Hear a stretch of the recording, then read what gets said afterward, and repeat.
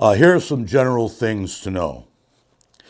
Williamsport rules. They learn a lot more about the rules and regulations of baseball as they get older. Live ball and dead ball. When you can call timeout. Pitcher's foot on the rubber. Foul ball can roll back into fair. I've got some stories on that one. Leaving bases early. That pertains to Williamsport for the most part, or if a player is tagging up on a fly ball. Reverting to prior innings score if a game gets called for darkness. Player ejection. Then we have situations that can lead to an automatic out. Stepping outside the batter's box on contact. When the batter swings the bat, if he makes contact with the ball and both of his feet aren't inside the box, he can be called out. He will be called out immediately. Dead ball, that's it. The base paths. 3 feet either side, avoiding a tag.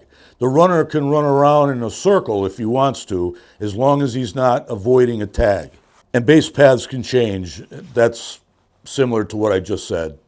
The base path is the distance between the runner and the base he's trying to obtain. Base lines are a direct line between the bases, and base paths are determined by the base runner. Slide or avoid. This is a safety issue. It's not always asked at home plate. When we do ground rules, I want to play by slide or avoid. They will tell me if it's a rule or not. Infield fly rule. This is an important one because I don't know that a lot of kids know this rule. I mean, they've heard what an infield fly rule is, but I just want them to stay on the base. When they hear the umpire yell infield fly rule, stay on the base, and no matter what happens, stay on the base. The concept of interference. I like to couple that with obstruction because it's what happens on the base paths, generally. There's a couple of examples of interference. Bunt, a bunted ball and the runner's running to first base.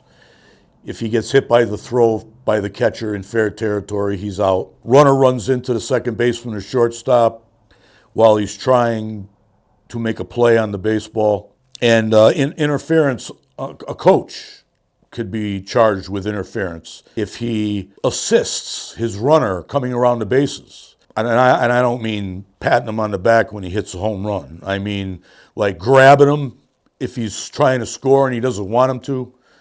You can't touch the runner in any way, shape, or form. You can't help the runner in any way, shape, or form. And then we have situations that can lead to bases being awarded. Interference by the catcher.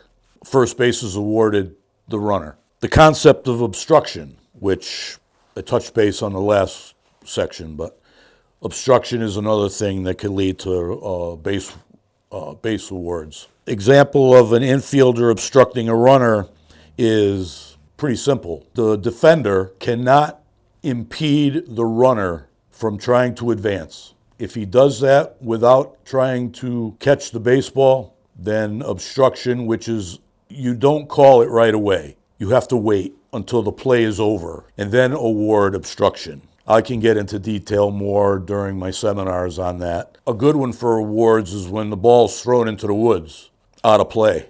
It's different if a pitcher's throwing it in the woods, and it's different if an infielder throws it in the woods, and it's even more different if an outfielder throws it into the woods. Ball bounces over the fence.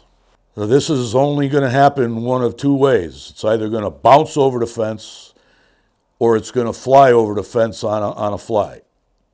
Those are the only two situations where bases are awarded. And actually a home run is a 4-base award. Bouncing over the fence is generally a 2-base award. And the only other award for something that doesn't happen very often is if an outfielder or an infielder throws his glove or hat at the ball to stop the ball from getting by. That's automatic 3 bases, and that's an example of awards on throws.